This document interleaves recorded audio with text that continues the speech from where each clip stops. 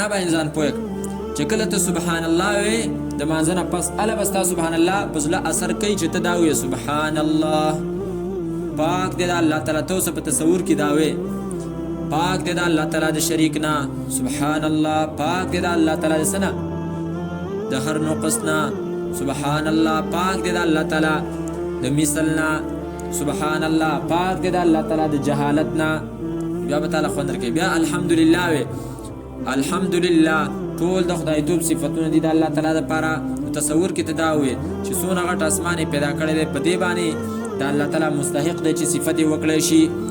څومره پراخ ځمکه ده د دې د وجې نه مستحق دی چې دغه صفت وکړي شي الحمدلله بیا په ذهن کې غرونه راوله الحمدلله د دې د وجې نه مستحق د حمد دی بیا سمندرونه راوله بیا هواګانې راوله بیا د وریځې راوله بیا بارانونه راوله بیا زلزلې راوله دا ټول په ذهن کې راوله او بیا وکبره تکبیر الله اکبر وې کنه الله لوی دی د اسمان نه لوی دی د ځمکې نه لوی دی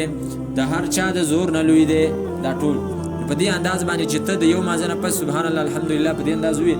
تا ته وروسته په خپله په زړه کې پته ولګي چې ډېر اثر یې وکړو اوس به موږ اوس دې ته نه ګورو کنه اوس صحیح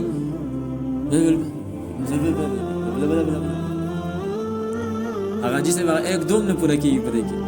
دې کې ایک دوم نه پوره کېږي زه هغه جیسے وجه سیده تخته چې ایک دو تین هاي نو دې سبحان الله الحمدلله کې دغه نه پوره کېږي دا په معنا تصور کې چې کوم نه سړی سوچ او فکر کوي